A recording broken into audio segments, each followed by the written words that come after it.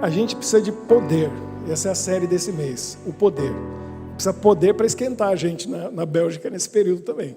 Tem que ter poder para aquecer. Sabe que o poder da decisão, na realidade, é o único poder que a gente tem. É o único realmente poder, de acordo com a Bíblia, que a gente tem. O poder da decisão, o poder da escolha. Deus não toca nisso, e o inimigo de Deus também não pode tocar. Tem duas questões aí que são interessantes. Deus, Ele precisa que nós decidamos, escolhamos estar com Ele. Sem a decisão racional, não adianta nada. Porque eu posso fazer tudo que Ele espera que um cristão faça.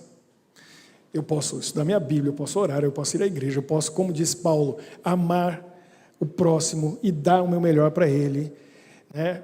E agora, se eu não tiver a decisão de me entregar para ele, tudo isso não vale nada. Jesus mesmo diz, quando ele vier, ele diz, vai ter uma multidão que vai olhar para ele e vai falar, Senhor, Senhor, em teu nome. O que a gente fez? E tem uma lista, expulsamos demônios e nós fizemos isso, e milagres e tal, falamos em línguas. Aí ele vai dizer o quê? Não vos conheço. Para Deus é tudo ou nada. O inimigo de Deus não importa. Ele não está nem aí. E é isso que a gente está estudando, Marinei. Segunda-feira a gente vai ver. Lembra que lá no Apocalipse fala, né? O Emerson também está estudando isso. O que diz lá? Diz assim, que o povo de Deus vai ser selado. E aqueles que não estiverem com Deus vão receber uma marca. Aí tem duas opções para a marca. É disso que está falando, da decisão. Porque a marca é ou na mão direita ou na fronte, ou na testa ou na mão. Então, para o inimigo de Deus, tem uma marca que tem duas opções. Para Deus, só tem um selo que vai na fronte. Para Deus é tudo ou nada. É decisão total com Ele ou nada. O inimigo de Deus é o seguinte, você pode decidir estar com Ele, e infelizmente tem muita gente que decide, e fala, não quero saber do Deus Criador, o que eu quero é curtir a minha vida mesmo, é nesse mundo, se entrega e acabou. E tem gente que não, que fica em cima do muro, mas as suas atitudes, aí já estou explicando, o que é o negócio da mão, já estou adiantando nosso estudo. Pelas atitudes, a pessoa já está dizendo de que lado está. Ela pode até achar que não, ela pode fingir que não, e ela pode até ir à igreja e demonstrar, eu sou um bom cristão, ela está querendo, com a atitude de mostrar uma coisa, mas no fundo ela já decidiu, sem ter feito uma decisão racional, mas pelas atitudes dela, ela já fez uma decisão emocional. Ela não decidiu com a razão, e para o inimigo de Deus ele aceita, ele fala, beleza, você pode se entregar para mim, eu aceito. Você pode não se entregar para mim, nem querer estar comigo, mas se as suas atitudes estão de acordo com o meu estilo de vida, você é meu. E ele aceita. E com Deus não. O muro é dele. O muro é dele. Então, quem está em cima do muro já está de lá, porque o muro é dele. Com Deus é tudo ou nada. Por isso que a decisão é muito importante, a escolha é muito importante. Deixa eu dizer uma coisa para vocês. Essa coisa de decidir é muito forte. Talvez você já tomou alguma decisão na vida que mexeu com você e mudou o rumo da sua vida. Talvez você já tomou uma decisão e você disse, pode ser uma decisão assim, isso aqui nunca mais. E nunca mais. E acabou. É tão forte aquela decisão que você toma aqui, não volto aqui nunca mais. E não volta. Ou, essa pessoa na minha vida nunca mais. É uma pessoa tóxica, está fazendo mal. Acabou. Ou você pode dizer, isso aqui eu quero na minha vida, eu decido, é bom para mim, eu vou fazer. Eu quero isso na minha vida. Você decide e aquilo passa a fazer parte da sua vida. A única coisa que a gente tem de verdade é a decisão. Que nem Deus nem inimigo pode tocar. Eles influenciam para a gente tomar a decisão. Agora, eles não podem tomar a decisão por nós. É a gente que decide. Então a gente tem isso, e é muito forte. Eu tenho um amigo, sempre falo dele. Inclusive no meu livro, lá na sala, o livro é dedicado para ele. Se você já viu lá na primeira página, está lá. B. Volter. Volter já faleceu de câncer, foi um grande amigo meu, e ele conta que ele tinha o maior vício que a humanidade enfrenta. Isso aí diz o doutor Drauzio Varela, que é muito conhecido, né? De quem é brasileiro. E o doutor Varela, ele diz que o maior vício que existe é a nicotina. Por quê? Porque ele trabalha em presídios há mais de 30 anos, e ele vê a pessoa chegando lá, viciada em várias coisas, e ele falou assim, ó, chega gente no presídio, viciada em crack. Sabe o que acontece? Não tem crack no presídio. Ele fica de boa, ele fica bem. Passa a semana ali, ele tem aquele desejo e tal, mas ele, alcoólatra, não tem bebida, ele fica bem.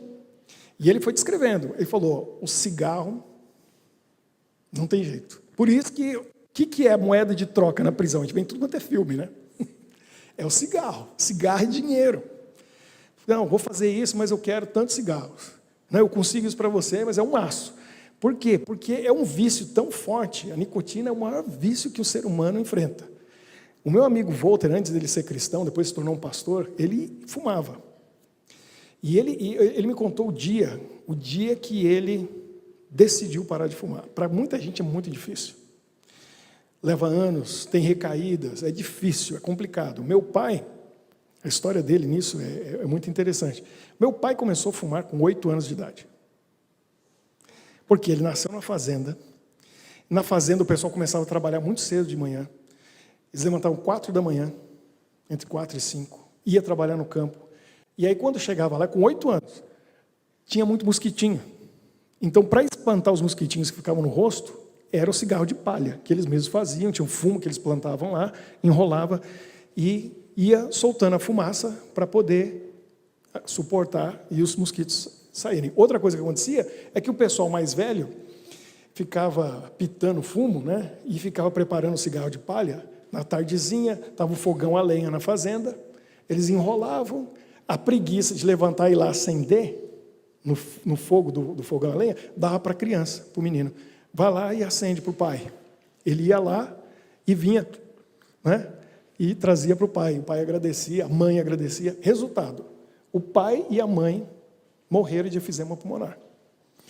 E meu pai começou com 8 anos de idade, quando era adolescente, começo da juventude, ele já fumava 3 maços de cigarro por dia, 60 cigarros.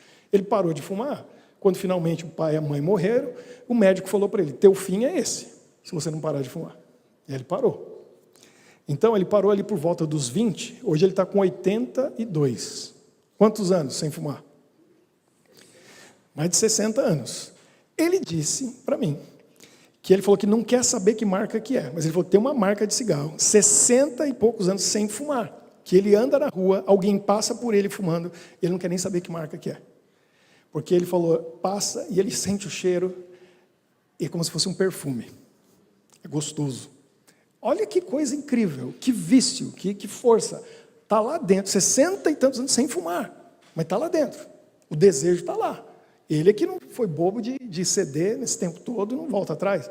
Porque foi uma decisão que ele tomou muito forte, baseado em algo racional. O meu amigo Walter, aconteceu isso. Ele fumava, um homem de... Quanto que ele tinha, Michele? Quase 1,90 de altura.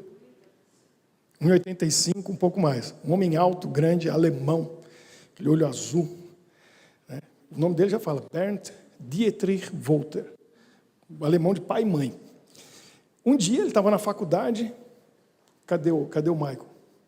O Michael está aí? Ah, Michael. Lá em Maringá, na UEM, onde eu estudei, ele estudou também. Você conheceu o Walter, não conheceu? Você era menino pequeno, né? Quando ele estava lá. Ele disse que parou, porque ele começou a estudar a Bíblia, ele começou a conhecer Jesus, e ele descobriu que ele precisava se livrar do vício. Mas não conseguia, porque o cigarro é uma coisa terrível. Mas ele parou, andando pelos alamedas ali do campus, olhou para o cigarro, ele pegou um cigarro, olhou, e ele disse o seguinte, como que uma coisa desse tamanho controla um homem desse tamanho? Ele falou que sentiu vergonha. Vergonha. Olha como que a decisão, ela pode ser baseada em muitas coisas diferentes. E ele olhou para aquilo e falou, eu não vou deixar uma coisa desse tamanho controlar um homem desse tamanho. Ele jogou fora e falou, isso aqui nunca mais. Acabou. Acabou. O último dia que ele fumou foi aquele. Jogou fora. Decisão. Olha o poder e a força que existe na decisão. Eu descobri isso na minha vida, em alguns momentos. Como que a decisão, ela é internalizada na nossa mente, no nosso coração, na nossa vida, na nossa emoção, na nossa razão, e muda o rumo das nossas reações, das nossas atitudes, daquilo que vai acontecer dali para frente. Eu me lembro, aqui em Bruxelas, quando a gente chegou, a gente não tinha carro, a gente não tinha as crianças, não precisava, né? Ficamos 5 anos aqui em Bruxelas sem carro, porque tinha trem, a gente tinha um cartão que dava para usar qualquer coisa, né? Pagava-se uma taxa anual, quantas vezes quisesse, trem, metrô, o tram e o ônibus. Tantas vezes a gente se encontrou no ônibus, né, Marineide? Porque a gente morava ali no Gansoren Jet, você ia para o Jet, um pouquinho mais para frente, a gente ia junto, né, conversando. A gente pegava o ônibus, pegava o metrô e tal. E sábado de manhã, quantas vezes a minha esposa presenciou isso? Eu estava indo para a igreja e eu ia levar uma mensagem, eu ia pregar na igreja. E tem uma guerra espiritual. O inimigo, já sabendo disso, tirava a minha paz. Porque toda vez acontecia alguma coisa para me deixar nervoso, irritado. Ou era alguém que dava uma cotovelada bem gostosa, assim, nos órgãos internos aqui, que a gente sentia aquela dor, ou pisava no pé. Acontecia alguma coisa no ônibus ou no metrô que me deixava irritado. E eu ficava irritado. E quando eu fico irritado, estou melhorando. Você sabe do meu programa, né? Aí minha esposa falava para mim assim, pastor, eu já entendia, né? Porque ela fala amor, chama pelo nome, alguma coisa. Ela nunca fala, quando ela fala pastor, é que eu já sei. Eu já sei que vem coisa ali. Ela, pastor, para onde a gente está indo? Eu, para a igreja. O que você vai fazer lá? Eu vou pregar. Então, pastor, você tem que ter paz, você tem que estar... E eu, é mesmo, né? Como que eu vou chegar lá nervoso desse jeito que eu estou ficando aqui com uma situação boba? O que eu fiz? Eu tomei uma decisão. E eu falei, eu não vou deixar isso acontecer mais comigo. E eu racionalizei, e eu pensei, quando a pessoa me agride, o problema não está comigo. Não fiz nada. Primeiro, pode ter sido um acidente. Segundo, se ela está nervosa, se ela está com raiva, se ela está chateada, ela está com problema, não sou eu. Aí eu parei e pensei, falei, não, próxima vez que isso acontecer, eu vou fazer o seguinte, eu vou orar pela pessoa que me ofendeu, que me agrediu, que fez aquilo. Eu vou orar por ela. Porque ela está com um problema, não eu. E eu pensei aquilo muito sério e tomei aquela decisão. E esqueci. É interessante o que acontece quando a gente toma uma decisão, de verdade. Porque a gente esquece, mas está lá gravado.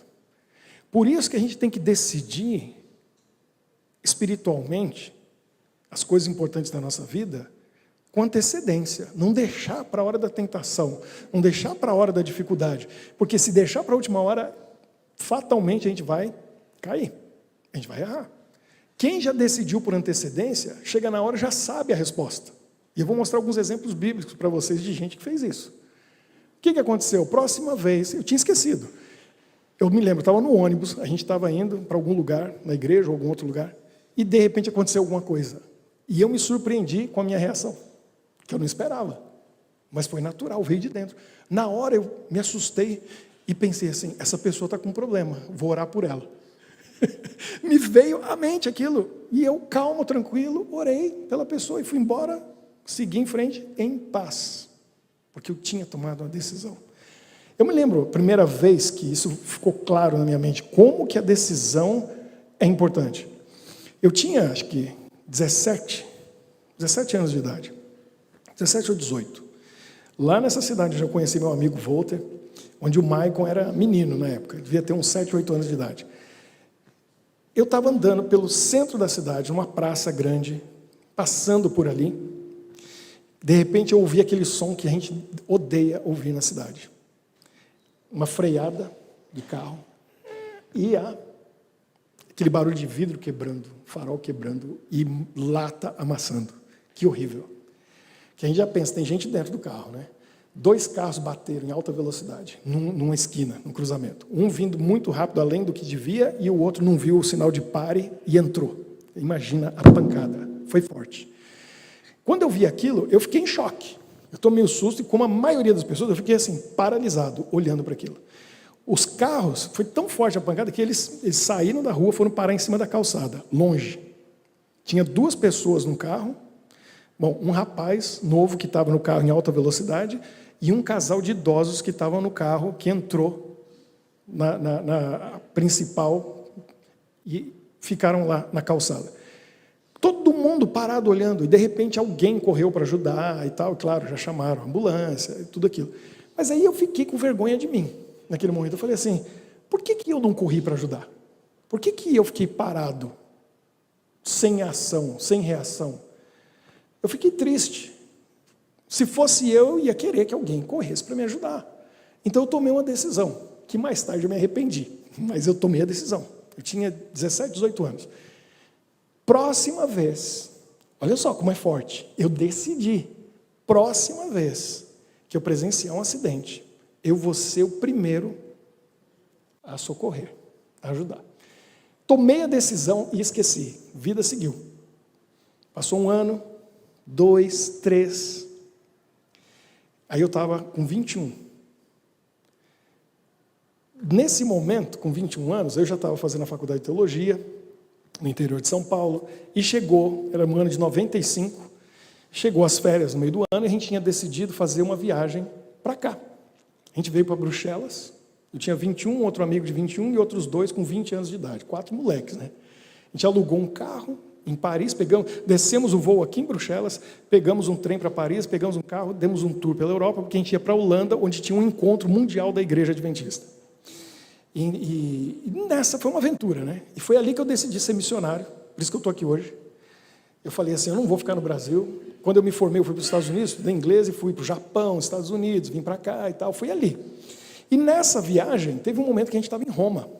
A gente ficou num albergue da juventude em Roma, e num domingo de manhã, a gente estava preparando para ir embora, saindo de Roma, já tinha passado 5 dias ali.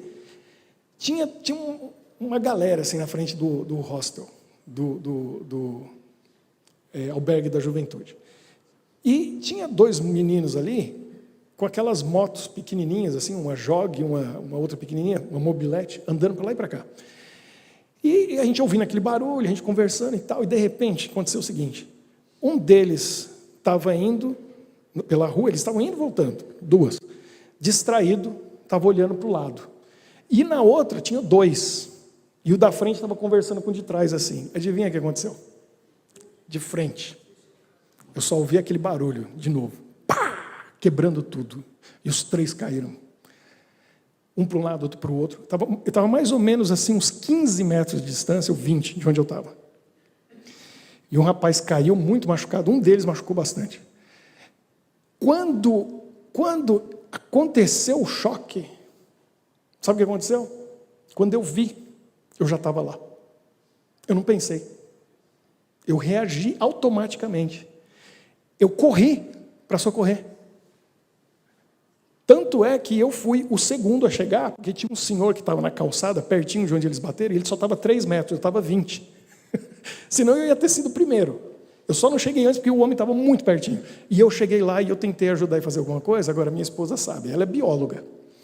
E esse povo maluco que faz medicina, enfermagem, biologia, eles têm umas aulas assim, que tem um pessoal deitado que sai de um frigorífico, um pessoal que já foi dessa para melhor, como fala, né? E eles abrem, vê os... Eu não podia chegar perto disso na faculdade, eu passava longe dos blocos assim o negócio é humanas e exatas, biológicas não, porque eu não gosto de ver sangue, não gosto desses negócios. Se eu tivesse que ser médico, eu ia morrer de fome, e muita gente ia morrer também, porque eu não ia conseguir. Mas eu fui lá, e quando eu chego lá, o menino está caído, e infelizmente, o freio da moto pegou no rosto dele e abriu aqui assim, estava aberto, e estava saindo muito sangue. E ele estava meio desmaiado, e aquele sangue escorrendo. Eu tentei fazer alguma coisa, tal, mas aí eu voltei, quem precisava mais de ajuda agora era eu. Que eu voltei branco, que nem uma folha de papel. A adrenalina foi tanta que eu me lembro, me deu uma sede, e eu não estou exagerando, eu peguei uma garrafa de 2 litros e tomei inteira, para poder tirar a sede que eu estava sentindo. E eu olhei no espelho e o pessoal falou, cara, você está branco, você está branco. Estava branco. Mas eu fiquei feliz,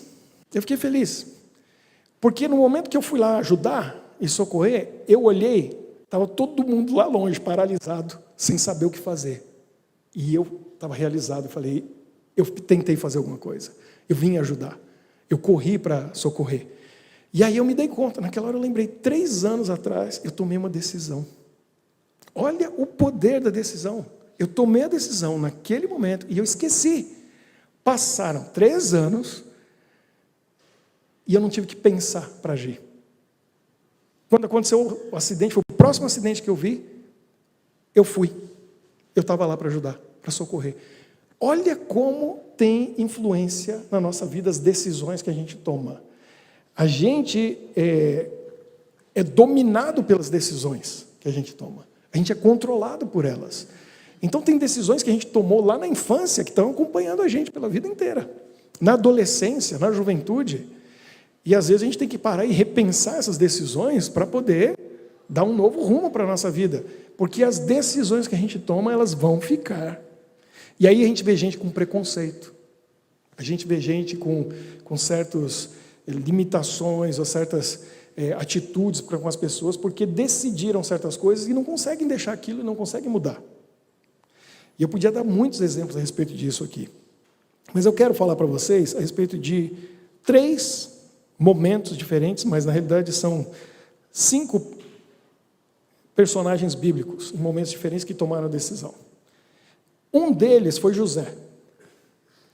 Todo mundo acho que conhece bem a história de José, talvez não em detalhes, mas José era o penúltimo de 13 filhos. Depois dele só tinha o Benjamim, né, irmão dele, que infelizmente a mãe, Raquel, morreu, dando a luz para ele. Né? Ele nasceu, a mãe morreu. José era o penúltimo, era o filho primogênito de 4 mulheres que Jacó, depois mudou o nome para Israel, da mais amada, que era Raquel. Era a única que ele queria, na verdade. As outras, né, a irmã dela, que o pai dela enganou ele acabou levando, mas chegou um momento que elas não podiam mais ter filhos e elas davam a serva, você vai ter filhos meus com a minha serva. Então ele acabou tendo 4 mulheres e teve os 13 filhos com as 4. José era mimado, a gente sabe. O pai dava tudo para ele, e o pai era rico, né? Tinha muitas posses, a Bíblia diz, todo mundo estava bem, mas ele ganhava mais, ele recebia mais, e aí os irmãos estavam tendo inveja e ciúmes dele.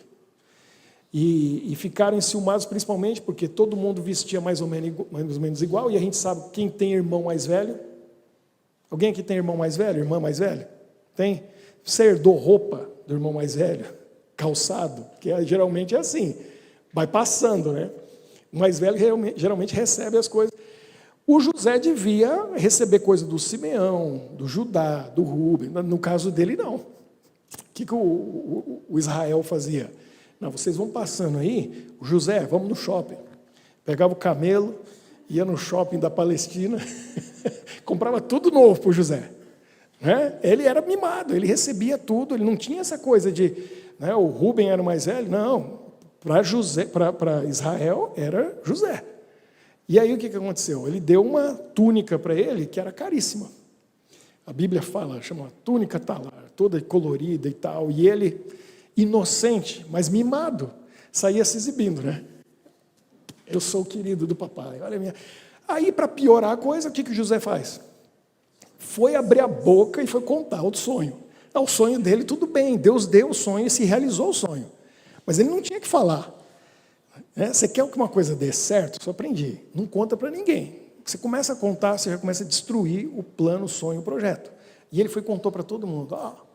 Um dia, meu sonho é o seguinte, todo mundo aí vai se curvar diante de mim.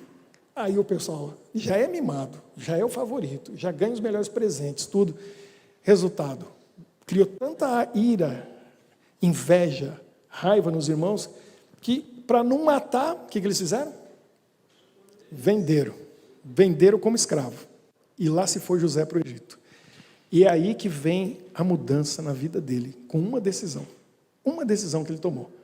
Porque ele era um garoto, provavelmente 17 anos de idade, indo para o futuro incerto, vendido pelos irmãos, está ele ali amarrado para ser vendido no Egito. E a história conta o seguinte, quando ele saiu dali, imagina o que aconteceu? Ele implorou, falou para os irmãos, não façam isso, não me vendam. Ele chorou, ele pediu e eles mandaram embora. Quem provavelmente ia salvar ele era o irmão mais velho que não estava ali no momento. Quando ele chegou, já tinham feito, não tinha como desfazer. e inventaram a morte, né, de José para o pai. E aí José, no caminho, ele começa a pensar quem eu sou, 17 anos, mimado, né? Pensou na vida dele, nunca mais vou ver meu pai, agora eu vou sofrer, agora eu sou escravo de filho do homem rico que tem tudo, e sou o filho favorito, agora o que eu sou? Nada. E quando ele está indo, ele olha no horizonte e ele vê as colinas, e sabia, lá naquelas colinas estão as tendas do meu pai. Ele não viu o pai, não viu, mas ele sabia, é lá. Enquanto ele olhava para lá, ele foi pensando, o que vai ser da minha vida daqui para frente? Aí ele toma uma decisão. E essa decisão definiu o futuro dele e da família dele, dos irmãos dele, do pai dele, de todo mundo. Não só isso, do Egito inteiro e das nações todas em volta. Porque todo mundo dependeu dessa decisão que o menino de 17 anos de idade tomou. Porque naquele momento, indo para o Egito, ele tomou a decisão. O Deus do meu pai, Israel, o Deus do meu avô, Isaac, o Deus do meu bisavô, qual é o nome? Abraão. Esse é o meu Deus. Ele decidiu. E ele vai me acompanhar.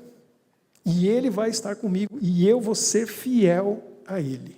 Um dia, segundo um livro chamado Patriarcas e Profetas, que conta as histórias do Velho Testamento, ele amadureceu num dia o que, se ele tivesse ficado na casa do pai, ia precisar de décadas para ele virar o homem que ele virou naquele um dia, passando por aquele sofrimento. Naquele dia ele analisou a vida dele, tomou aquela decisão e nada, nem ninguém faria ele voltar atrás. E a gente sabe pela história que era verdade.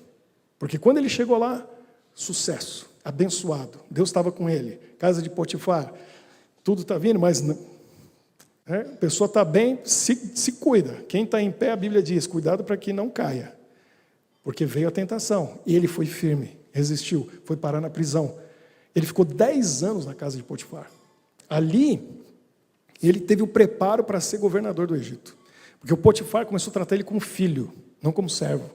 E deu para ele o estudo, o conhecimento que ele precisava. E ele só foi crescendo. Aí vem aquela tentação, ele resiste, para na prisão, fica na prisão 14 anos. 24 anos depois, onde que ele foi parar? No palácio de Faraó, para ser governador do Egito. Salvou aquele povo da fome, porque Deus manda o sonho, ele interpreta o sonho, ele tem a solução, e a família dele passando fome, e eles vêm para o Egito, e ele recebe todo mundo, 70 e poucas pessoas eles vêm, vão morar no Egito, ele salva todo mundo. Porque com 17 anos, passou 24 anos, agora ele era um homem adulto, com mais de 40 anos de idade, mas com 17 ele tomou uma decisão. E essa decisão ele foi firme com ela, mudou tudo. Merecia ou não merecia ser governador do Egito? Chegar onde chegou. Começou aonde? Um dia, uma decisão, 17 anos. Olha que coisa incrível. Outro que tomou uma decisão fantástica, esse nome, e esses dois, tem teólogos, pastores que dizem isso. A gente vai na Bíblia e a gente encontra homens incríveis. Salomão, Davi, Elias, né, Moisés. Mas a Bíblia é um livro de realidade. E na Bíblia, a gente vê o lado positivo e negativo. Dois homens que a gente não vê defeito é José. José não falhou, não tem falha dele. O problema dele talvez fosse ser mimado. Esse era o problema dele, mas ele já corrigiu logo, de saída. Outro, Daniel. Daniel, a Bíblia conta a história dele da adolescência, também com 17 anos de idade, quando ele foi levado para a Babilônia, até 80 e poucos anos de idade, e não tem um ponto negativo. Alguns dizem é porque ele era eunuco, porque era o caso dos servos da Babilônia. Então fica muito mais fácil, que ele não era casado, não tinha esposa, aí o homem consegue ser mais fiel a Deus, porque traz muita complicação nos relacionamentos. Mas Daniel não tem uma falha. Quando que ele decidiu isso? 17 anos de idade, ele e 3 amigos estão indo para a Babilônia. Daniel e seus amigos tomaram a decisão. A gente está indo como servo, como escravos também, de Nabucodonosor. Está ficando para trás nosso povo, nossa cidade, o templo está destruído, ficou tudo para trás, mas eles decidiram ser fiéis. Não foram só eles, foi muita gente que foi levado. E os outros não tomaram essa decisão, e a gente sabe, porque na hora da estátua, vou chegar lá daqui a pouco, todo mundo se curvou. Quem que não se curvou? Quem tinha tomado a decisão. Se você está com a sua Bíblia, seu telefone, dá uma olhadinha, Daniel no capítulo 1. Quando eles chegaram lá, já tiveram a primeira prova. E aparentemente era uma coisa boa, porque ele e os amigos dele, Misael, Azarias e Ananias, né? Daniel, Misael, Azarias e Ananias, os 4 estavam assim, ó, elite. Eles eram VIP. Provavelmente a família deles em Israel eram príncipes em Israel. Era gente de classe alta. Porque Nabucodonosor não ia pegar o pessoalzinho simples para ser conselheiro dele. Ele falou, vou pegar esses aqui que são top, vou treinar eles 3 anos e eu vou colocar eles para me trazer conselhos e me ajudar aqui. Eu quero os melhores. Então eles já estavam numa... né? Eles tinham um conhecimento bom. Quando chega lá, eles iam ser bem tratados. Ó, vocês vão fazer parte da academia de treinamento do rei Nabucodonosor. Aqui só estão os melhores. Então, vocês vão ter a melhor comida. O que o rei come na mesa dele, vocês vão comer. O vinho que ele toma, vocês vão tomar. Olha o que diz o verso 8, Daniel 1:8.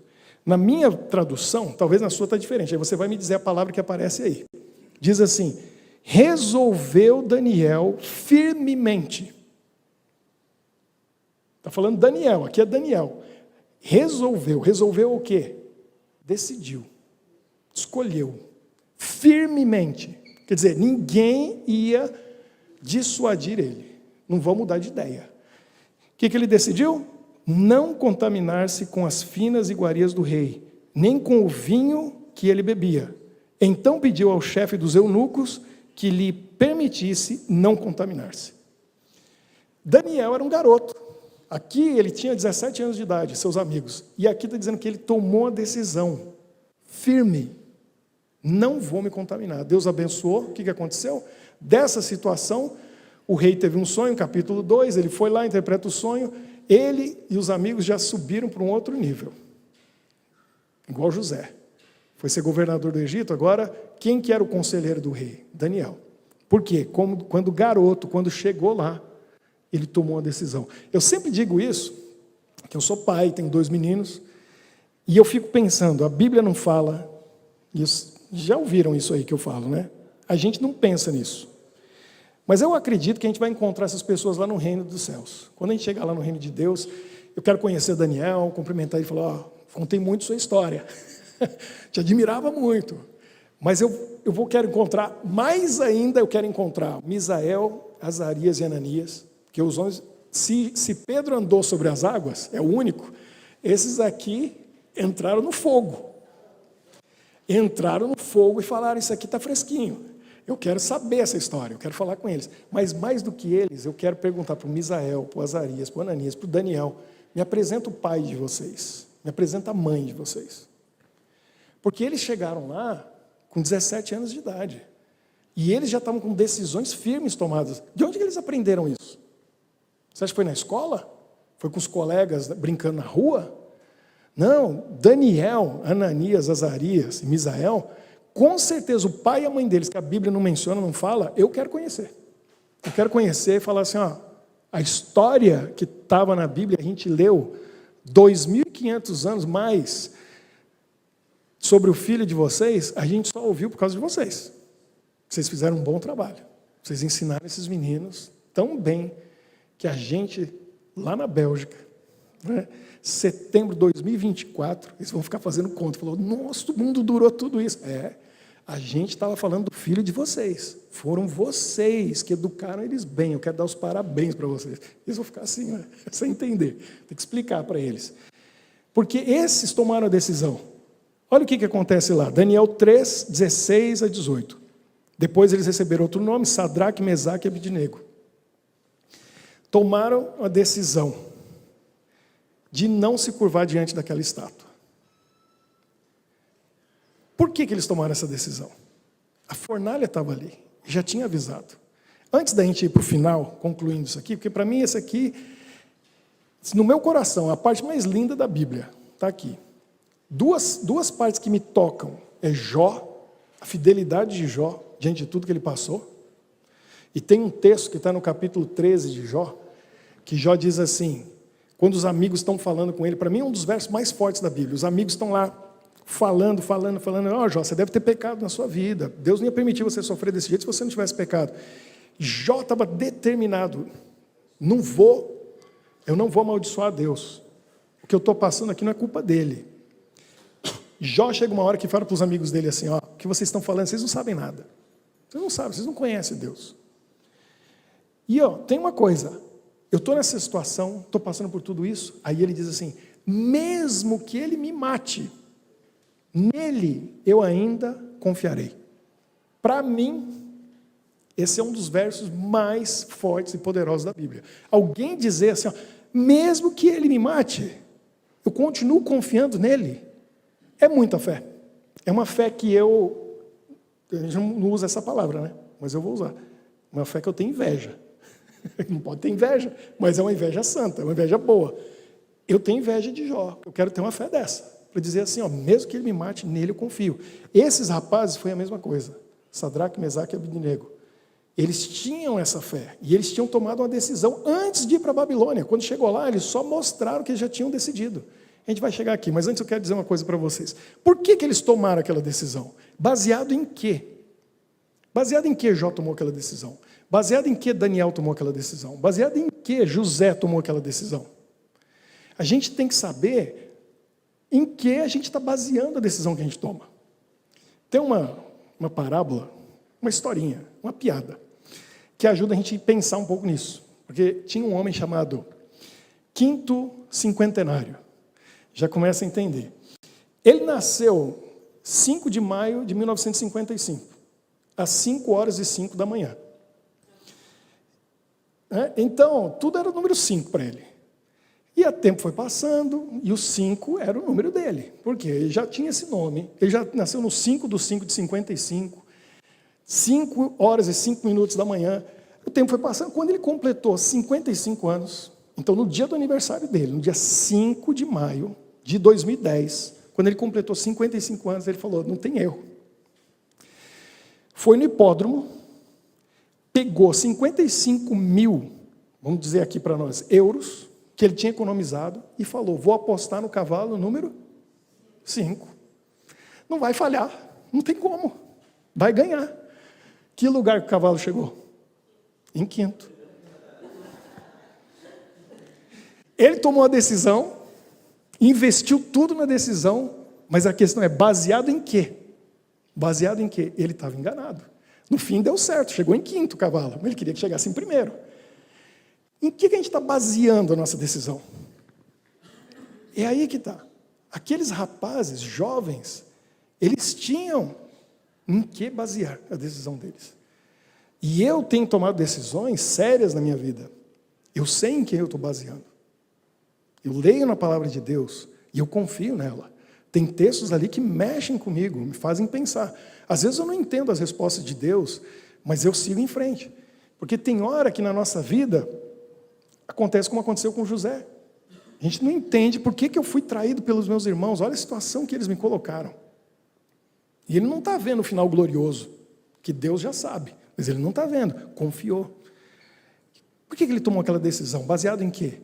Daniel, o chefe dos eunucos, falou para ele, você está de brincadeira, Daniel. Ó, vai custar minha vida isso aqui, porque daqui a algum tempo o Nabucodonosor vai ver vocês vão estar mais fracos, menos inteligentes que os outros. Não vai dar certo isso aí, ó, minha cabeça vai rolar. Aí ele fez um plano com ele de 10 dias. E aí ainda bem que ele aceitou, em 10 dias Deus ajudou e fez um milagre, para ele mostrar a diferença. São situações de risco, mas nada maior do que esses 3 rapazes enfrentaram. Porque no momento em que o Nabucodonosor, inspirado por quem? Cria uma estátua, 6 metros de largura por 60 metros de altura. O número 6 tinha significado nisso aí. Nabucodonosor manda todo mundo se ajoelhar diante da estátua de ouro dele, na hora que tocasse. Lá fala, a flauta, o saltério, isso, aquilo, todos os instrumentos. Na hora que tocar, tudo que vocês têm que fazer é se curvar, se prostrar e adorar a minha imagem. Quem não fizer isso, já estava avisado. Tem ali uma fornalhinha básica, vai ser jogado lá. Quem que estava ali? Tinha vários povos, mas uma multidão que estava ali veio do mesmo lugar que Misael, Ananias e Azarias. Veio do mesmo lugar. Era um povo hebreu. Eram os descendentes lá do Israel. O que eles fizeram? Todo mundo. Sabe o que a gente faz nessa hora? Sabe o que a gente racionaliza? Deus entende. Ele sabe. Fornalha, fogo, eu não vou para o fogo. Está de brincadeira? Deus entende a minha situação. Eu não vou, eu não quero quebrar a lei dele, eu não quero transgredir os mandamentos dele, mas eu não tenho saída, eu não tenho escolha. E a gente faz isso hoje. Porque a gente enfrenta a situação muito menor, que não tem fornalha nenhuma esperando a gente. Mas a gente se entrega. O que a gente faz? O que a gente fala? A gente diz assim, Deus entende, Deus sabe. Eu não tenho como, vou ter que fazer isso. Quase todo mundo fez isso, mas os 3 já tinham decidido. A decisão deles era muito forte. E eles falaram, nós não. E eles não se curvaram, não dobraram o joelho. Aí o texto diz que alguém viu, foi lá para Nabucodonosor, porque sempre tem um fofoqueiro, né? Falou, aqueles que você gosta, seus amigos aí, que você deu honras e tal, né? Amigos de Daniel, o Sadraque, Mesaque e Abidnego. Não se curvaram, eles não adoram sua estátua, não. Tocou os instrumentos, falou, traz eles aqui. Quando chegou lá, o Nabucodonosor ainda foi legal. Porque ele já podia dizer, vai para a fornalha. Não, ele foi dar uma segunda chance. Falou, vocês, vamos fazer o seguinte, essa é a minha versão, está parecido com o que está escrito no livro de Daniel, mas foi mais ou menos assim, ele falou assim, vamos fazer de conta que não aconteceu nada. Toca de novo aí, saltério, símbolo, flauta, toca. E aí eu vou fazer de conta que não aconteceu nada, vocês se curvam diante da estátua, está tudo bem, ninguém vai para a fornalha. Combinado? A resposta deles. Aquele texto do livro de Jó, e para mim, essa resposta é uma das partes mais fortes da Bíblia, porque a decisão que eles tomaram, ninguém, foi igual Daniel, firmemente, ninguém podia fazer eles mudar de ideia. O que está escrito aí? Daniel 3, 16 a 18. Responderam Sadraque, Mesaque e Abidnego ao rei, ó Nabucodonosor, quanto a isto, não necessitamos de te responder. Se o nosso Deus a quem servimos quer livrar-nos, ele nos livrará da fornalha de fogo ardente e das tuas mãos, ó rei. Se não, se ele não quiser livrar, ele pode, eles estão dizendo, a gente crê que ele pode, mas se ele não quiser, o que eles falaram? Fica sabendo, ó rei, que não serviremos a teus deuses, nem adoraremos a imagem de ouro que levantaste. Em outras palavras, obrigado por essa oportunidade aí de tocar a música de novo, mas não vamos perder tempo, porque a música vai tocar segunda vez, e de novo, a gente não vai se curvar. Mesmo que Deus não queira salvar a gente vai queimar por ele, porque diante da sua estátua a gente não se dobra. O rei se enfureceu, mandou aquecer a fornalha 7 vezes mais, ficou tão quente que os fortões, diz aqui, que levaram eles amarrados para jogar lá dentro, morreram, porque chegaram muito perto da fornalha, de tão quente que estava, o pessoal que jogou eles morreu e eles caíram ali dentro. E aí o rei diz assim, não foram 3 que a gente jogou lá dentro? Eu estou vendo 4 passeando no fogo e não acontece nada com eles. Eles estão lá, fazendo o jogo das cadeiras, colocaram 3 cadeiras e estão andando assim, estão brincando lá dentro do fogo, estão passeando, estão conversando. E o quarto que eu estou vendo aqui, parece com o filho dos deuses. Ele já, pelo visual, ele já definiu quem estava lá, ele já percebeu. É isso que acontece com quem é fiel. É isso que acontece com quem toma a decisão de ser fiel a Jesus. Aquele que se entrega totalmente para Ele, Ele vem. Ele vem para libertar ou Ele vem para sofrer junto? Porque às vezes Ele não livra. E a gente tem mártires e mártires e mártires. Hoje eu estava escutando uma pregação e o pastor estava dizendo que na Idade Média, a perseguição que os cristãos sofreram aqui na Europa, 50 milhões acabaram na fogueira. 50 milhões morreram. Esses não tiveram a experiência de Sadraque, Mesaque e Abidnego. Mas esses tinham a mesma fé. Esses tiveram a mesma coragem. E falaram, a gente não se dobra. A gente queima por Jesus. E eu garanto que Jesus estava com eles lá, na hora do sofrimento deles. E eles vão entrar no reino de Deus, para ser honrados por toda a eternidade, por terem dado a vida por Jesus. Que tipo de decisão a gente está tomando? Baseado em quê? Eu sei as minhas, no que eu tenho tomado. Na palavra de Deus. na fé e na experiência que eu tenho com Ele, baseado na experiência desses homens e mulheres do passado. Eu sei que isso é real, que isso é verdadeiro. E eu, em alguns pontos, já decidi na minha vida, eu não me dobro, custe o que custar. Se eu tiver que dar a vida, eu prefiro dar a vida. Agora, eu concluo dizendo o seguinte para você: Jesus não quer que você morra por Ele, porque morrer por Ele é relativamente fácil. Se você está vendo a fornalha e você sabe, eu vou para a fornalha, eu tenho vida eterna, se eu não for, eu estou arriscando perder a vida eterna, é relativamente fácil. Sabe o que é difícil? E o que Jesus quer? Não é que você morra por Ele, é que você viva por Ele. E aí é que é o difícil. Entregar a vida totalmente para Jesus, para que hoje, amanhã, essa semana, mês que vem, esse ano, ano que vem, eu vivo a cada minuto com Jesus e tiro da minha vida tudo que não pertence a Ele. Esse é o desafio e é isso que Jesus quer. Ele não quer que você morra por Ele. Sabe por quê? Porque Ele já morreu. Então pronto. Se alguém tinha que morrer, era eu. Mas Ele morreu no meu lugar. Eu não tenho que morrer. O que eu tenho que fazer? Eu tenho que viver por Ele. Então eu quero convidar você, que agora é o momento da decisão, para a gente vir fazer o nosso círculo, que é a nossa tradição, para a gente orar. Pode vir, a gente vai fazer nosso círculo para a gente orar. E aí é o momento da gente decidir. Eu quero ser firme e forte como esses homens do passado. Como foi Jó, como foi Daniel, como foi José, como foi Misael, Ananias e Azarias. Eu quero ser firme na minha decisão de fazer a vontade de Deus, mas eu não quero, como eles ali, alguns se arriscaram, Daniel na cova dos leões, morrer por Ele. Morrer por Ele não é tão difícil. 50 milhões aqui na Europa morreram por Ele. O desafio é o quê? Eu quero decidir o que hoje? Eu quero viver por Ele. Eu quero viver por Ele. Eu quero essa semana, em cada desafio, em cada momento que eu enfrentar dificuldades, tentações, eu vou estar decidido já, agora, para não ter dúvida, para não ter discussão naquele momento. Na hora que a coisa apertar, você já decidiu. Eu não vou ceder. Eu vou viver por Jesus, que é isso que Ele espera de mim. Vamos orar. Querido Deus, muito obrigado pela Tua palavra que falou ao nosso coração hoje.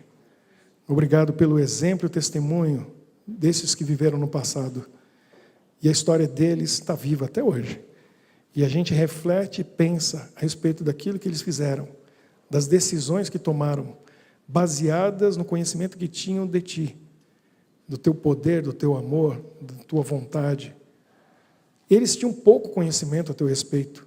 E hoje, milhares de anos depois, a gente tem tanto conhecimento, porque a gente tem uma Bíblia completa, com todos os milagres, com a história de Jesus, que Daniel não conhecia, porque não tinha vindo Jesus ainda. José também não. Os amigos de Daniel não conheceram nem Jó. E a gente conhece tudo isso. Que desculpa que a gente tem para continuar falhando, para continuar vivendo uma vida de indecisão. A gente quer decidir hoje, viver por Ti. Cada momento, cada dia, cada decisão que a gente tiver que tomar, que seja ao Teu lado, que seja contigo. Abençoe cada um que veio aqui hoje, que a gente saia daqui revigorado, cheio de força e coragem e decidido para fazer a Tua vontade.